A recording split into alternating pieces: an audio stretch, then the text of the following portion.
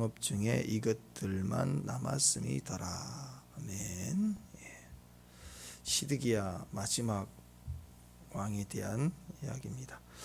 예레미야의 전체 내용 중에서 이제 30장, 31장, 32, 33장까지가 다이아몬드라고 그랬죠. 다이아몬드 반지에서 소망과 위로. 그래서 위로의 책이다, 소망의 책이다, 희망이 있다. 뭐 이렇게 봅니다. 그래서 그 눈물을 흘릴 때 눈물의 선지자 그러잖아요. 근데 눈물을 흘릴 때 그냥 눈물만 나오는 게 아니죠. 그렇죠? 뭔가 쌓이고 이게 쌓여져 있는 것이 이렇게 말 한마디에 또는 어떤 상황의 인식 때문에 이게 차오르니까 복받쳐서 눈물이 떨어지는 거지. 그냥 뚝 뭐 그런 거 아니지. 수도꼭지 같은 거 아니잖아. 그렇죠? 수도꼭지도 마찬가지예요. 이렇게 물이 이렇게 쭉 차 있으니까 틀자마자 나오는 것이잖아요. 그 빈 이 관이 있다. 한참 돌려야 나오는 거 아니겠습니까?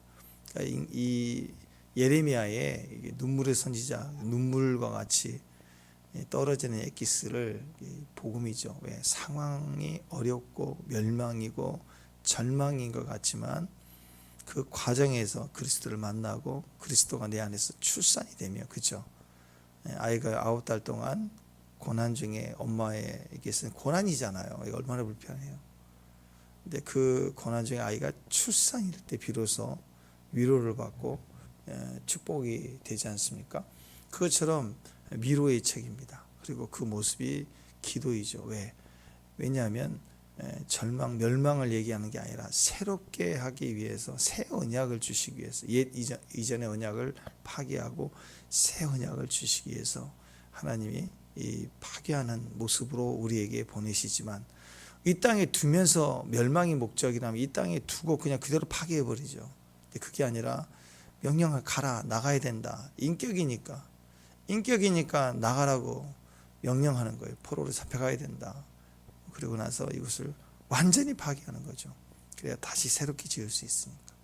신에선 언약으로 나와 너가 언약을 맺고 순종하면 복, 불순종하면 저주, 멸망이다. 여호수아에게도 이 말씀을 기록한 대로 지켜 행하라. 그 다음 네가 복이 된다, 형통하리라. 반대로 뒤집어서 이 말씀을 떠나면 망한다, 그 얘기 아니에요. 이게 언약의 특징입니다. 그런데 이제 새 언약은 일이 아니구나. 또 다른 다윗과 같은 왕을 줘도 누구를 줘도 마찬가지라는 거예요. 그래서 내가 내 이름으로 내가 언약하고 내가 지킬 거다. 너는 믿기만 해라. 이게 새 언약이고 그 새 언약의 핵심이 성령입니다. 성령. 그래서 성령이 아니고는 안 되는 거예요. 그래서 그게 눈물과 같이 위로와 우리에게 소망이 되는 다이아몬드 반지가 있으면 전체 예레미야의 반지, 언약의 반지라면 거기에 다이아몬드가 탁 박혀 있는 것처럼, 큐빅이 박혀 있는 것처럼 거기가 30, 31, 32, 33장입니다. 그러니까 이제 33장까지이고 그 다음 이제 후반으로 넘어가겠죠. 34장부터 45장까지가 또 한 단락인데, 그 다음 단락인데 이 내용이 예루살렘 함락입니다. 그러니까 예루살렘 함락인데 39장이 예루살렘이 철저히 무너지는 모습이거든요. 그 예루살렘이 무너지는 39장을 기점으로 무너지기 전, 무너지긴 후에서 후반부가 끝까지 결정이 나요. 이해가 되시죠? 그런 구조를 가지고 여러분이 보시면 좋겠습니다. 무너지기 이전의 스토리, 무너진 이후의 스토리, 39장을 기준으로 이제 34장부터 끝까지 이렇게 보게 된다, 이렇게 봅니다. 자, 오늘 내용이 뭐냐? 오늘 내용이 그런 배경에서 이제 오늘 시드기야의 얘기를 하면서 나오는 게, 이 바보야, 너는 스스로 넘어지지 마라. 스스로 정신 승리라고 그러나요? 혼자 리그, 그거 하지 말라는 거예요. 혼자 막 정신 승리하는 거.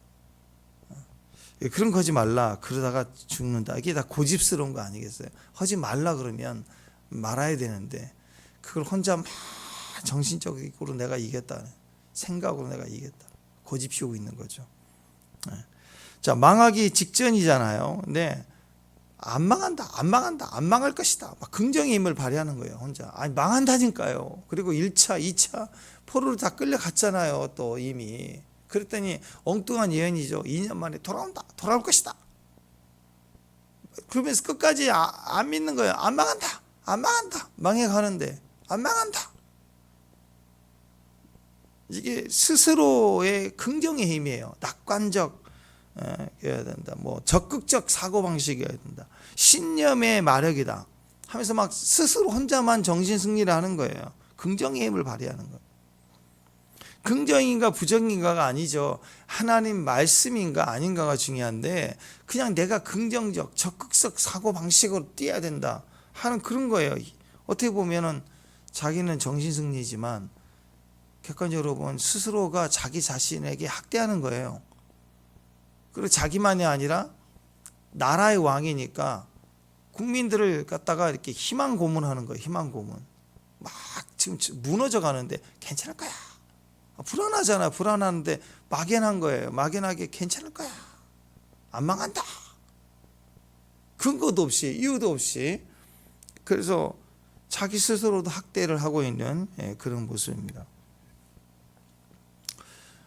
하나님께서 마지막 기회를 주셨죠. 마지막 기회가 뭐예요? 마지막 기회. 끝까지 돌아오라는 거 아니에요. 회복하라. 그때 거기서 악어도 눈물을 흘린다는데 그 눈물을 흘리면 하나님 또 연장을 해주시고 또 다른 방식을 주실 수 있는데 죽어도 안 되죠. 그래서 오늘 이 고집스러움을 가진 이 멸망의 모습 속에 하나님이 그것을 다루셔서 멸망케 하는 이유도 있지만 사실은 하나님 앞에서만 범죄한 게 아니고 이 바벨론 느부갓네살 왕 앞에도 아주 징글징글하게 말을 안 듣고 반역을 했기 때문에 바벨론 왕도 어쩔 수 없이 와서 멸망을 시킬 수밖에 없다. 이제 그 얘기를 하는 거예요. 그러니까 여러분 하나님 앞에 죄인은 하나님 앞에서만 죄인이 아니에요. 세상에서도 아주 못된 죄인을 죄를 짓는 거예요. 이해가 되시죠? 하나님 앞에서만이 백성에는 세상에 너무 선하고 인격적이고 인자한데 하나님 앞에만 죄가 돼서 무너지는 절대 그러지 않아요. 아합이나 이세벨이나 전부 성경의 그 악한 왕들의 모습을 보십시오. 하나님 앞에서만 징그럽게 배반하고 반역하는 것이 아니라 아주 왕이 아주 포도밭 때문에 막 끙끙 앓다가 막 그 잡아 죽이고 피를 흘리게 하고 다 그러잖아요. 다 그런 식인 거예요. 다. 하나님 앞에서만 죄가 된다. 그런 일은 있을 수가 없는 거예요. 최초의 살인자 가인도 하나님 앞에 불순종하고 분노해서 네가 죄를 지어서 얼굴을 붉히잖아요. 그래서 가인이 하나님 앞에 예배의 불순종으로 결과를 맞이하는 걸 끝나지 않고 자기 동생을 속여서 죽이는, 불러내서. 그러니까 이런 과정에서 악함은 그 현장에 분노하고 어떤 그 상황에 욱해갖고 벌어지는 게 아니에요. 그게 왜 더 악하냐? 자기 동생을 그런 의도로 불러냈잖아요. 한적한 곳에서 들판에. 그게 악한 거라고요. 그게. 여러분 왜 신앙이 위대한 줄 아세요? 왜 하나님 앞에 믿음으로 발휘하는 게 또 이렇게 믿음의 자리에 서는 게 중요한 줄 아세요? 여기 한 번 왔기 때문에, 한 번 기도했기 때문이 아니에요. 그 준비된 마음으로 오기 때문에 그 과정이 있어서 의도적으로 순복이 있었고 충성이 있었기 때문에 그 자리의 기도가 놀라운 거라고요. 우리가 마지막 때 죽기 전에 세상으로 잘 타락하고 놀다가 세상 맛 다 보다가 지구 멸망 직전에 자기 죽기 직전에 예수님 믿습니다. 아멘. 그리고 구원받는다. 그럴 수가 없고요. 사람은 그런 생각을 해요. 그렇게 딱 아다리 떨어지는 게 있을 수도 없고 그건 내가 믿으면 된다고 생각하는 악한 마음이죠. 그런 계산 속에 하나님이 놀아주지 않으세요. 은혜예요. 전적인 은혜. 우연히 따라서 우연히 만난 것 같지만 또 어떤 분들은 전도에 나가서 전도지 읽어주기만 해도 구원을 받는 사람도 있잖아요. 그런 사람들은 그날 그렇게 읽어줬기 때문에 그런 게 아니고 많은 섭립 속에 기도가 쌓이고 여러분의 전도가 있었고 그런 배경에서 그날 그게 눈물 떨어지듯 이렇게 회심의 자리가 되고 은혜가 된 것이지 그게 그렇게 대충 그렇게 되는 게 아니라고요. 그렇기 때문에 하나님의 섭리와 은혜 속에서 우리 평생의 마지막에 딱 떨어지는 구원으로 가는 게 아니라 인생의 고난과 어려움과 고통의 시간들을 보낼 때 포기되지 않는 과정이 있었다는 건 오늘 또 견디고 내일 또 견디고 믿음으로 오는 과정이 있었기 때문에 아름답고 섭리가 있는 거고, 그 구원이 위대한 구원이라고. 구원의 가치가 틀려요. 구원의 가치가. 그래서 여러분, 이왕이면 일찍 믿는 게 좋고 모태신앙이 좋은 거고, 왜 그만큼 마음을 견디어야 되거든요. 막 놀 수 있는 것도 멈춰야 됐거든요. 그런 시간들이 있었기 때문에 그 과정이 아름다운 거라고. 그것이 복음의 능력이라는 것입니다. 그러니까 해야 될 줄 알아요. 명령이니까. 근데 이렇게 하지 않는 거, 그 다음에 하는 척하고 버티는 거, 이런 시간들, 이런 것들이 또 상황이 안 될 것 같으니까 싹 바꿔버리는 거, 뭐 친일파가 되는 거, 이것 때문에 결국 망했다 이거예요. 대표적인 오늘 대표 인물이 시드기야. 망하는 사람들의 모습을 보면 이 마지막 기회를 놓쳐요. 이 망하는 자들에게도 주는 마지막 기회를 주시거든요. 그게 오늘 34장의 시작입니다. 메시지예요. 그리고 나서 이제 35장, 내일 모레까지 35장이 반대예요. 그러면 오직 세상이 아니라 오직 말씀으로만 사는 순종의 모델. 여기 렉갑자손이 나오거든요. 렉갑자손. 변질되지 않고 끝까지 순종해 가는 하나님 사람들. 그 모습을 비교해서 유다는, 내 사랑의 자녀인 유다는 변질됐잖아요. 불순종했잖아요.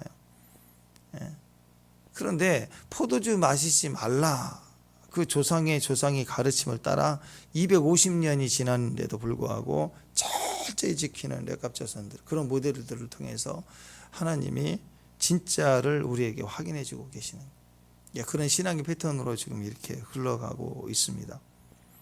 자, 오늘 내용 1절부터 7절까지가 방금 얘기한 것처럼 정신승리 하지 마라. 자기 혼자만 생각하다 망하지 말라. 대표자 시드기야다. 자, 유다는 매우 작은 나라입니다. 유다는 너무너무 작은 나라예요. 풍전등화 같은 그런 상황이죠. 근데 당시 이 바벨론은 세계 최대 강대국이에요.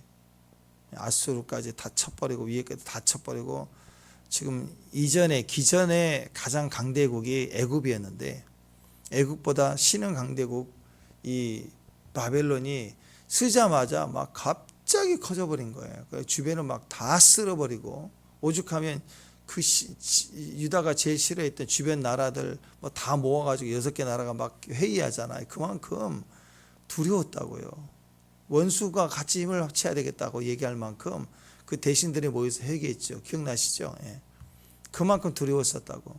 그러니까 이렇게 생각하면 돼. 가장 그 주변 나라 중에 제일 위기를 당했지만 큰 나라가 아니에요. 유다는 작은 나라예요. 작은 나라. 근데 여기는 어마어마한 대제국이에요. 바벨론 제국. 그런데 재미있는 일이 벌어집니다. 오늘 1절을 보니까 1절 한번 읽어보십시다. 1절 시작.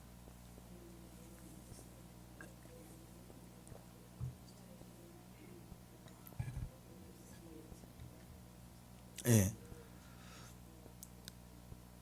여기 보니까 바벨론이 이스라엘 치겠다고 오는데 뭐 어떻게 나왔냐면, 모든 군대와 통치하는 모든 나라와 백성들 다 동원했어요. 그러니까 바벨론의 모든 나라, 백성, 군대뿐만 아니라 그가 지배하고 현재 다스리고 있는 나라의 군사원적, 만 보내, 2만 보내, 이렇게 지배하는 나라에게 요구를 해가지고 군사 장비 조공 다 받아서 총력을 끌어모아서 예루살렘 치러 온 거예요. 지금 왜 이런 일이 벌어졌을까? 여러분 이상하지 않나요? 가장 강한 나라가 그냥 자기 군대 그냥 6분의 1만 보내도 그래도 충분한 나라예요. 유다는 조그마한 나라라고. 근데 이 바벨론이 온 총력을 다 기울이고 주변 지배하는 나라에게 조금 더 바쳐, 군사력 바쳐 해갖고 총알 바주를 해가지고 이제 앞에다가 막 섰겠죠. 이런 식으로 해가지고 막 끌어모았다고요. 총력을 다해서 공격할 이유가 없습니다. 없어요. 그렇게 할 이유가 없어요, 지금 상황이. 그런데 그렇게 했어요. 왜 그랬을까? 이런 경우는 딱 두 가지. 첫 번째는 보기보단 이스라엘이 너무 강력하니까 그럴 수 있어요. 근데 그건 아니에요. 누가 봐도 아니에요. 지금 나라도 그렇고 다윗의 시대도 아니고 뭐 이미 꺼져가는 나라고 지금 1차, 2차 끝났다고 포로 다 끌려가고 3차 남은 거예요. 이해가 되시죠? 1차, 2차 포로 잡혀간 뒤로 남은 잔당, 그 나머지 이 상황이 이미 나라는 끝날 대로 끝난 상황인데 총력을 기울여서 왔어요. 첫 번째, 너무 강력한 나라이기 때문에 그건 아니에요. 두 번째, 열받아가지고 안 되겠구나. 이제 그런 상황이라는 거예요, 지금. 자, 유다의 마지막 왕 20대 왕이 이제 시드기야 왕 마지막 여기서 끝납니다. 바벨론이 20대 왕이니까 19대 왕인 여호야긴을 잡아가면서 바벨론이 세운 왕이 시드기야예요. 그러니까 이 바벨론이 1차, 2차 포로를 잡아가면서 누구를 왕을 시켰느냐? 이 시드기야를 왕을 시켰어요. 근데 여러분이 바벨론 왕이라면 이 왕이 똑똑하고 야무지고 뭔가 이 반역 기질 있고 세우겠어요? 누가 봐도 멍청해요. 저건 머리 굴러봐야 아무것도 아니고 얘는 반역할 힘도 없고 호전적이지도 않고 눈탱이가 벌써 흐리멍텅하고 음식만 주면 잠만 잘만 하고 이렇게 보이니까 미련해 보이니까 세운 거라고요. 그리고 지금 1차, 2차 계속 포로를 잡혀가면서 징글징글해 이 왕들이. 그러니까 제일 미련하고 어리석은 왕을 선택해서 이제 시드기야를 왕으로 세워놨는데 이제 허수아비죠. 바벨론 보기에는 그거예요. 그냥 너 문제만 일으키지 마라. 그럼 네 왕 유지해 줄게. 그리고 바벨론은 나라를 멸망시킬 이유가 없어요. 그냥 정복하고 항복받으면 그냥 버티게만 해주면 그냥 나라 유지해 주겠다. 이런 과정에서 기회를 주는 거예요. 근데 가만히 보니까 갑자기 얘가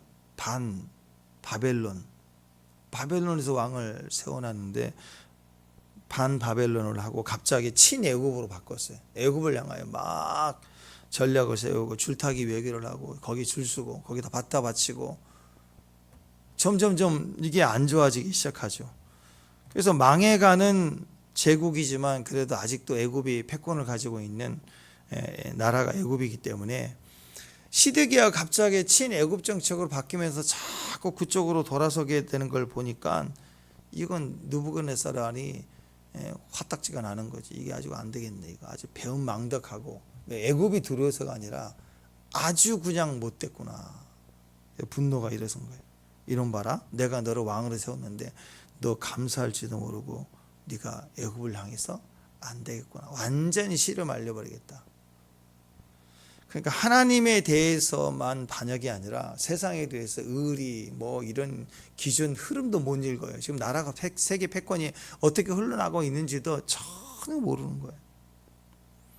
이제까지 유다를 두 번 쳐서 1차, 2차 지금 끌어갔잖아요. 포로를. 그때도 항복전쟁 그때는 항복전쟁이었어요. 항복만 받으면 데려가고 뭐 바쳐라, 세금 바쳐라 그러고 가는 거였는데 지금은 이렇게 항복전쟁하러 온 게 아니에요. 그러니까 온 군사력을 가져 이번에 싹 다 짓밟아 버릴 거야. 그런 마음으로 완전히 진멸하겠다. 진멸 전쟁을 하겠다. 그런 의도로 총력을 기울여서 지금 싸우러 온 거예요. 그러니까 하나님도 화나게 하고 세상 왕도 화나게 하고 건든 거죠. 이렇게.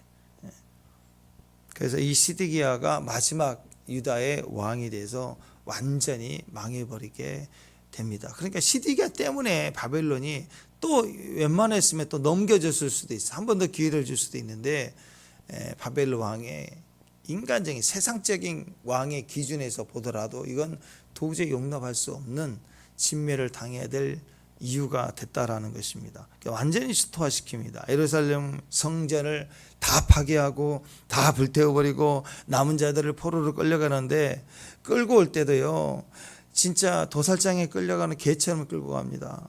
이 3차 포로로 간 사람들은 비참하게 끌려갔어요. 1차, 2차는 그래도 제일 똑똑한 다니엘 끌려갈 때도 제일 똑똑한 놈 끌려갈 때는 착취해 가듯이 끌려가서 그리고 정착하게 하고 왕이 또 똑똑하니까 그 저기 관공서에 들어가 가지고 세무 보는 일도 시키고 막 이렇게 딱 직장도 줬다고 다. 근데 마지막 3차에 끌려갈 때는요 질질 개같이 두들겨 맞으면서 끌려가. 시드기야는 어떻게 끌려갔습니까? 잡히자마자 죽도록 두들겨 맞고 고문당하고 그리고 자기 눈앞에 아들 끌고 와서 아들들 죽이죠. 그리고 아들 죽인 다음에 봤지? 네가 이 땅에서 마지막 본 장면이야 하고 자기 아들 눈앞에서 다 죽이고 눈 뽑아버리잖아요. 그리고 안 죽여요. 데리고 가요. 개처럼 질질 끌려서 간다. 갈고리를 끼워가지고. 그러니까 얼마나 말을 안 들었으면 징글징글하게 끌려가는 모습이죠. 이 땅이 가장 비참한 상황 아닌가요? 자기 눈으로 자기 자식들이 참소당하는 걸 보게 하고 눈 빼버리고. 그러니까 바벨론도 이 정도까지는 아닌데 왜 이 정도 3차에서 이렇게 했느냐? 아니, 자기가 그 스스로의 교만과 스스로의 생각으로 버티고 저울질해서 그리고 살 길 찾는다고 애굽 쫓아다니고 그 결과를 그렇게 본다고. 이게 한두 해 모양이 아니라 11년이란 기간을 줬는데도 더군다나 10년째 1년 남겨놓고는 어떤 일을 벌였어요. 하나님이 말씀해 주시는 예레미야를 그냥 가다버리고 그리고 말하지 못하게 막아버리고 아무것도 안 듣겠다는 거야. 선지자의 말을 안 듣겠다는 거예요. 결국 하나님 앞에서의 반역의 모습이 세상 왕에서도 그 분노가 동일하게 일어나고 느부갓네살 왕이 그냥 두면 안 된다는 거죠. 분노에 가득 차서 눈 뽑고 질질 끌고 가 버리는 그런 일들이 벌어졌다. 그러니까 여러분 하나님이 다 보고 계세요. 하나님은 사랑이시기 때문에 하나님 끝까지 길이 참으시지만 결탄코 죄에 대해서는 반드시 심판이 있어요. 죄에 대해서는 반드시 심판이 있어요. 여러분 꼭 아셔야 돼요. 죄에 대해서는 심판이 있어요. 믿는 자든 믿지 않는 자든. 믿지 않는 자는 영원한 심판. 믿는 자인데도 죄를 짓잖아요. 얄팍하게 한 번 구원은 그래요. 한 번 구원은 영원한 구원 맞아요. 진짜 구원을 받았으면 죄를 지어도 구원을 받아요. 그런데 이 땅에서 심판받아요. 이 땅에서 불 가운데 구원받은 것처럼 눈 뽑히고 이렇게 비참하게 끌려갈 거라고. 죄는 어떤 모양이라도 버려야 되고 싫어해야 돼요. 지금도 죄와 싸움을 해야 돼요. 이제는 구원을 천국에 가지 못하고 지옥 가야 되기 때문에 구원을 위해서 죄와 싸우는 그런 모습이었다면 우리는 예수로 말미암아 구원을 얻었잖아요. 끝났잖아요. 그러니까 지금은 사명이에요. 인생살이 삶 속에서 그리스도의 법을 실천하고 주의 나라가 되기 위해서 죄와의 처절한 싸움을 해야 돼요.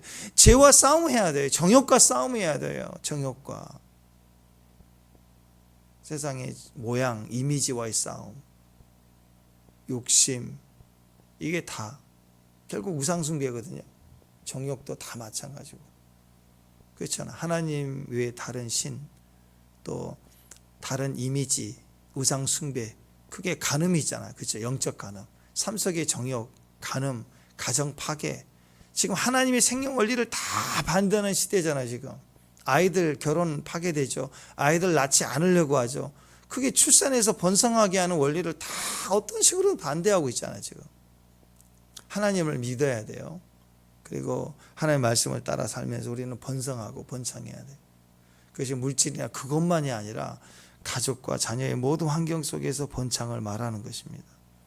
그래서 죄의 처절한 싸움을 해야 돼요. 끝까지. 정욕과의 싸움, 이미지, 우상, 브랜드 뭐 다 똑같아요. 전부 이 스마트폰도 요즘 다 이미지 아니에요. 이미지.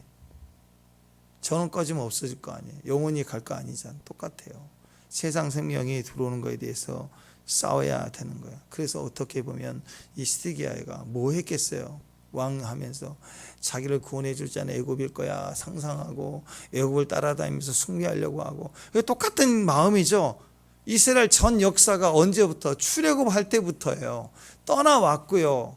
그리고 애굽에 속한 자를 다 바로와 말에 탄 자를 갖다가 바다에 던져 죽였고 덮어서 광야로 갔고 예루살렘까지 가나안 정복까지 다 했지만 이스라엘 전 역사를 보면 늘 애굽이에요. 늘 애굽을 그리워해요. 늘 애굽으로 가자예요. 지금 유다 망할 마지막 왕도 애굽을 또 쫓아요. 그래서 1차, 2차, 3차 보세요. 징글징글합니다. 3차에 끌려간 사람들은 이렇게 시드기야 죽음에 끌려갈 때 질질 끌려가잖아. 그럼 정신 차려야 되잖아. 그 중에 또 남은 자들이 있어요. 그 남은 자들이 숨어있고 버티다 했던 자들이 어디를 갑니까? 나라 망하니까 애굽으로 또 가요. 애굽에 가고 독립운동한대. 우리 옛날에 구한말 시대 이렇게 나라 망하고 조선 망하고 일제강점기 동안 독립운동 어디 있어요? 만주에 가서 하잖아요.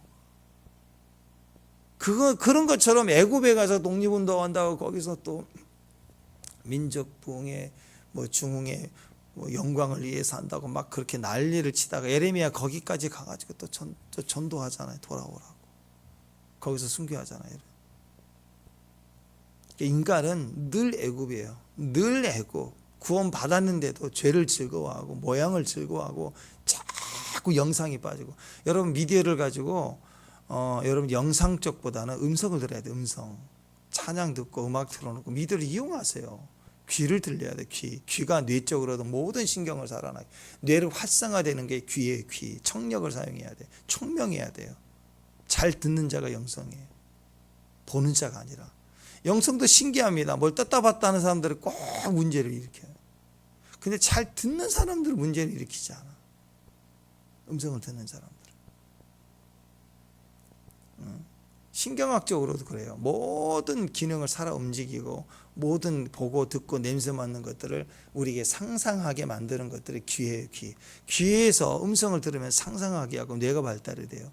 근데 눈으로 봐버리면 인식이 끝나버리기 때문에 다른 감각들이 반응을 안 해요.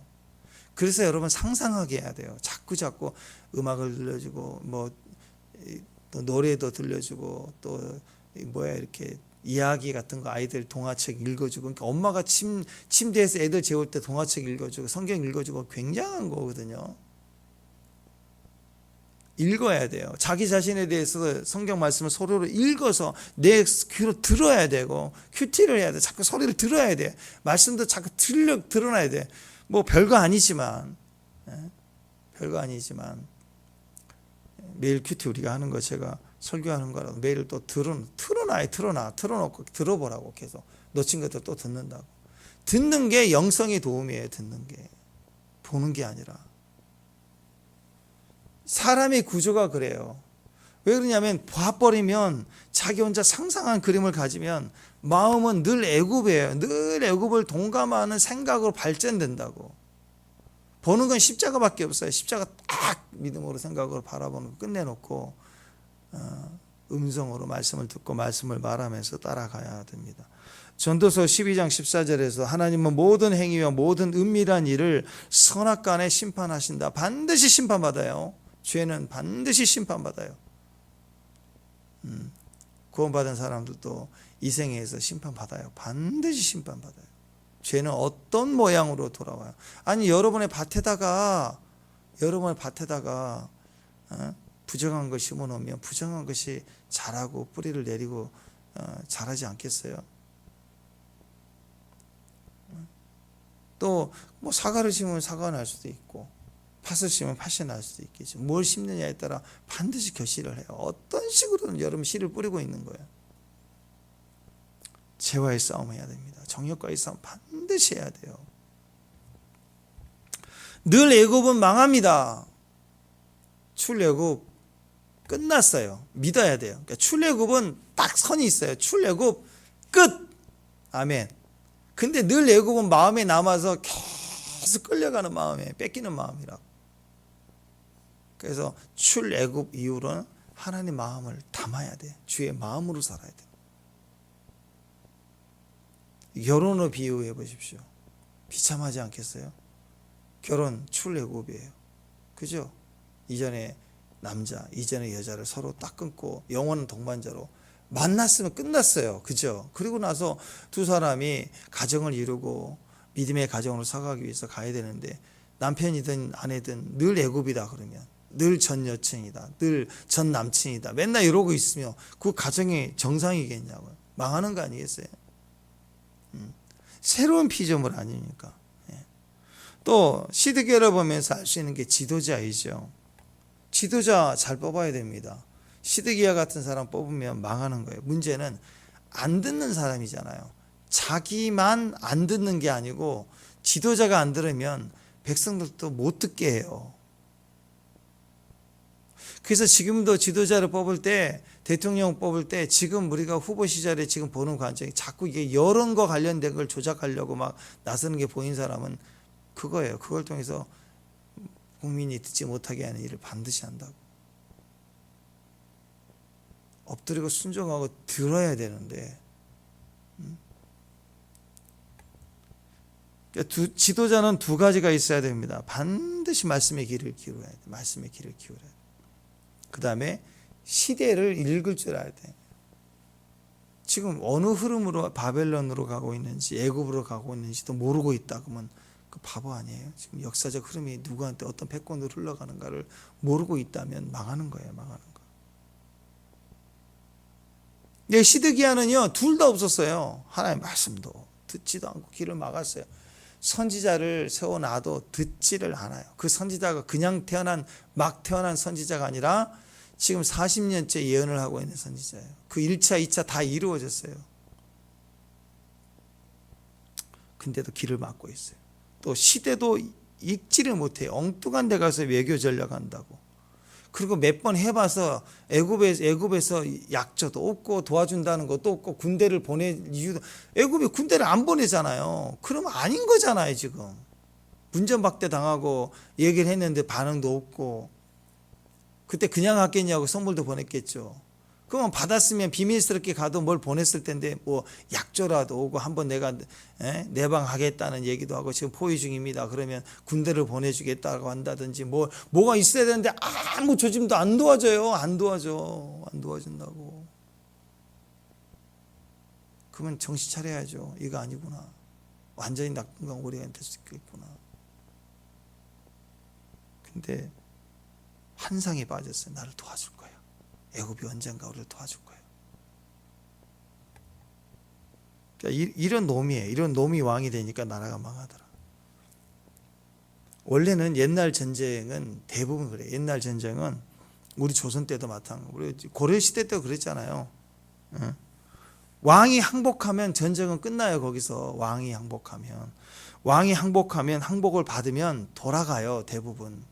뭐 진짜 화가 났다고 왕을 죽이고 그 다음 왕을 세워놓고 가든지, 그리고 조공 바치게 하고 전쟁 비용 대라 해가지고 뭐 끌고 가고 막 그렇게 좀 비참하지만 다 죽이고 멸망시키지는 않아요.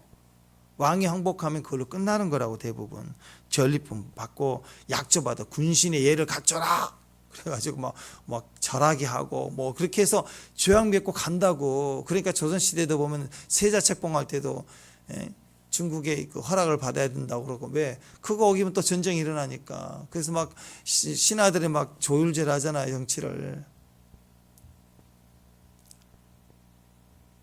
대부분 그래요. 항복하면 너희는 망하지 않아. 그냥 항복해. 그거라고. 하나님도 그 얘기예요. 지금 항복 안 하고 외줄타기하고 괜히 늘 애굽하고 그러다가 씨를 말려버리겠다 하고 분노를 사가지고 총동원해서 와서 완전히 이 전쟁은 끝내겠다라고 오는 거죠.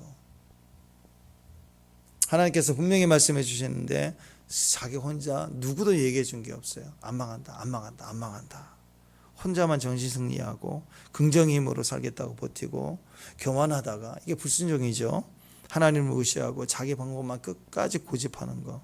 한마디로 정신 승리하겠다 하다가 망했다라는. 이게 지옥 가는 일도 똑같습니다. 하나님 없다 아니야, 나 같은 사람은 아니야. 막 자기는 천국 갈 줄 알아. 지옥 안 갈 줄 안다고. 사람들 신기합니다. 믿지 않는 사람들도 자기는 천국 갈 수 있다라고 생각은 안 해도 지옥은 안 간다고 생각을 해요. 신기합니다. 신기해. 자기는 지옥을 절대 안 간다. 안 갈 거야. 나 정도는. 착하다고 생각해요. 아니거든요. 자, 2절 3절 쭉 이어 나옵니다. 2절 3절만 읽어봅시다. 나머지도 다 똑같은데 2절 3절만 읽습니다. 시작. 이스라엘 하나님 여호와께서 이와 같이 말씀하시니라. 너는 가서 유다의 시드기야 왕에게 이르기를 여호와씀에 보라, 내가 이 성을 바벨론 왕에 넘기려니 그가 이 성을 불사를 것이라. 네가 그의 손에서 벗어나지 못하고 반드시 사로잡혀 그의 손에 넘겨져서 내 눈은 바벨론 왕의 눈을 볼 것이며 그의 입은 내 입을 마주 대하여 말할 것이요 너는 바벨론으로 가리라. 끌려가요, 개처럼. 시드기야 왕의 신앙을 뭐 신앙이라고 할 수도 있지만 신앙이라고 합시다. 왜냐하면 언약 백성이죠. 언약 백성이지만 결국 어떤 삶을 살았느냐? 자기 기대로만 살고 자기 뜻대로만 살고 자기 생각대로 믿는 신앙이에요. 이렇게 살면 시드기야처럼 그렇게 파멸된다. 세상에서도 파멸되고 하나님께도 버림당한다. 참된 신앙은 하나님 생각이에요. 하나님 생각을 들어야죠. 하나님께 물어봐야죠. 주님을 들어야 되는 거예요. 듣는 종이 돼야 됩니다. 더군다나 왕이잖아요. 한번 곰곰이 생각해 보세요. 여러분, 진짜 한번 생각해 보세요. 여러분이 왕이라면 내 생각대로 살면 그건 100% 망하는 거 아니에요. 자, 때로는 우리가 이런 생각을 가정으로 두고 봅시다. 우리가 부모니까 여러분 지금 뭐 첫째는 몰라고 둘째도 몰랐다고 이렇게 잘 모를 때 키워서 애들 그랬다고 하나. 자, 지금 막내 하나 태어났다고 합시다. 그리고 여러분이 어느 정도 힘을 가지고 있어요. 그러면 이제는 아들 하나, 딸 하나 지금 태어났으면 그 아이들을 진짜 완벽하게 키울 자신 있으세요? 그거 진짜 교만한 거예요. 그런 생각을 하시면 안 돼요. 그렇게 안 된다고. 뭐 교육을 배우고 뭐 태클, 그건 아주 일부분인데 세상의 흐름은 또 달라요. 첫째 때 둘째 때가 다르고 지금 아이들의 세상은 또 다른 거예요. 이게 전부가 하나님의 은혜이지. 나라를 내 모습, 내 생각대로 다스릴 수 있다? 큰 교만입니다. 네. 그럴 수가 없어요. 세상 그렇게 내 뜻대로 이렇게 스케줄대로 계획대로 흘러가지 않아요. 우리는 내 생각에 한 5년 전도 돌아간다. 한 지금부터 1년만 다시 살아도 1년 전으로만 돌아가도 내가 잘할 텐데 아이고 오히려 지금보다 더 망칠 수도 있어요. 좀 안다고 생각하는 것 때문에.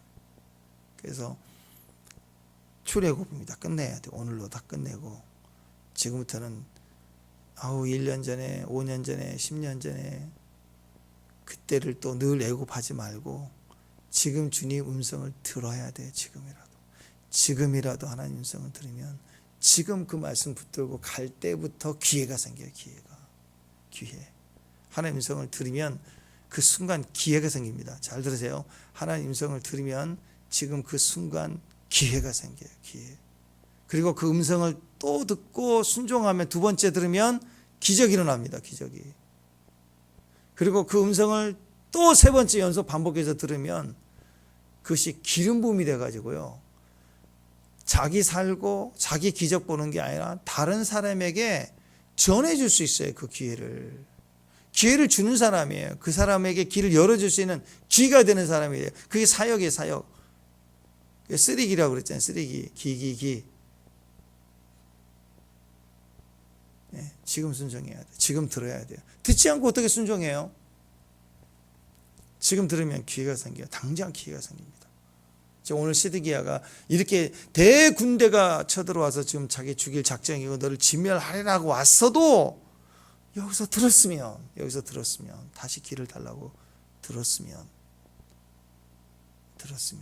기회가 생긴다고. 그 기회는 시드기야 느부갓네살 왕의 마음을 움직이는 기회가 아니라 하나님이 주신 기회예요. 그래서 순종을 하는 거예요. 어떤 상황에서도 하나님 우리에게 기회가 돼요. 그래서 그 말씀에 순종하면 듣고 끝내는 게 아니라 순종하면 꾸준히 순종하면 기적이 일어나요. 그리고 그걸 반복하면 기름 부음이 된다고.